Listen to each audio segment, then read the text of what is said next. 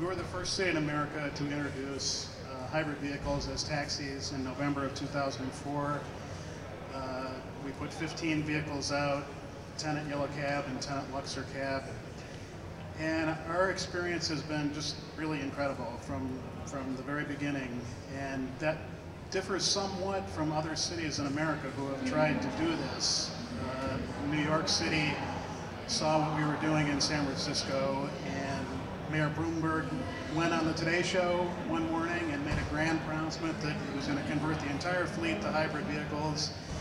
And they got a lot of publicity. And San Francisco at that point was about 2 years into our testing of the vehicles. And in my opinion, that was a mistake, the way to do it like that, because they hadn't really built the support within the industry for doing this. And they hadn't tested the vehicles as taxis on the streets like we were in the process of doing at that point. So I told our taxi industry that I wasn't going to mandate anything until the vehicles had proven themselves for 3 years on the streets as taxis.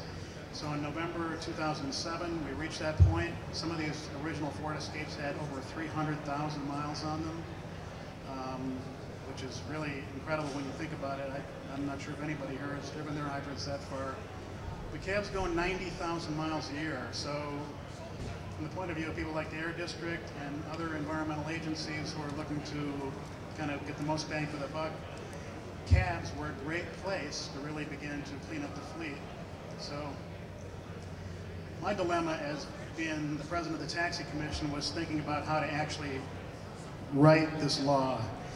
And there were people who said, well, you know, just make a mandate that says all vehicles have to be alternative fuel or hybrid by such and such a date, which, okay, that might have been okay, but what if somebody came up with a 50 mile per gallon gasoline vehicle? Then that wouldn't be alternative. And the Ford Crown Victoria for the last 4 years has been called a flex fuel vehicle, so theoretically that's alternative, but it's not a very clean vehicle. So my idea was to actually quantify the greenhouse gas emissions of the taxi fleet, which at that point, about 5 years ago, even BACMed and a lot of the, you know, AB 32 had just been passed. People were just beginning to think about how you actually measure carbon. And I sat down and sort of did it. I went to the fueleconomy.gov website. The Argonne National Labs has a model where they tell you what the carbon footprint is of any given vehicle for the last 30 years. And I plugged in what the 1990, okay, to go back to our standard, the Kyoto Protocol, as some of you might know, uses 1990 as the baseline year, and the original Kyoto Protocol agreement called for a 10% reduction below 1990 levels. The city of San Francisco said, as a city, we're going to cut our emissions 20% below 1990 levels by 2012.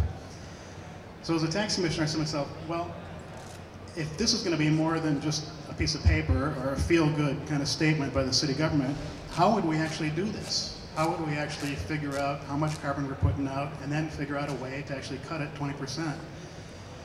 So that, in the taxi industry, was a much more difficult proposition than it might sound, because in 1990 there were 811 cabs in San Francisco, now there's 1,500. So we've almost doubled the size of the fleet, and yet we still wanted to reduce emissions by 20%. So we figured out that the old 1990 Crown Victoria got about 12, 13 miles a gallon, put out over 90 tons a year of greenhouse gas emissions, going 90,000 miles a year. So multiplied 811 times that number and came up with a very large number of 72,000 tons per year of greenhouse gas emissions. Hit my little calculator, minus 20%, came up to about 55,000, divided that by 1,500. We determined that in order to reach this goal, every taxi in San Francisco could only put out 38 tons per year of greenhouse gas emissions, which translates into a vehicle that gets about 30 miles per gallon. So that's kind of the back of the envelope calculation that told me that this was a doable project if we could get the cab companies to actually purchase hybrid vehicles, which wasn't easy because the American taxi industry for the last 50 years has used pretty much two cars. The Checker Marathon, which is built about 20 miles from where I grew up in Kalamazoo, Michigan, and the Ford Crown Victoria, which is what police departments and taxi industry has been using for the last 30 years. They can fix it in the dark, but they're hand tied behind their back. They got a pile of parts out back. They know exactly how it works. It's a rear wheel drive, V8 engine. They just loved it. And they still love it in most of America. In San Francisco, however, we put the Escapes out on the road. Mark Ruberg here from Green Cab, their company was like in compliance with this law from the very beginning. They had all hybrids in their fleet. And some of the very open-minded people in the cab companies in San Francisco were willing to try to do this. So I guess at this point, the upshot of it is that I'm gonna sort of preempt the mayor. He doesn't want me to make this announcement, but because he wants to make it formally for his lieutenant governor campaign. But we've actually reached our goal. We've cut greenhouse gas emissions 20% below 1990 levels by the middle of 2010 and not the end of 2011. And at the end of 2011, we're not going to have cut it by 20%, but we're going to cut it by 35%. So we're essentially going to cut greenhouse gas emissions in the taxi fleet from approximately 120,000 tons a year to about 40,000 tons a year in 3 years. So I'm writing letters to Barack Obama, to the United Nations, to the United States Senate, and all these people that are saying to us that we can't cut greenhouse gas emissions, and it's going to be too expensive, the technology doesn't exist. I think we've proven in the San Francisco taxi industry that a little bit of persistence, a little bit of vision, hard work, collaboration is possible to do it.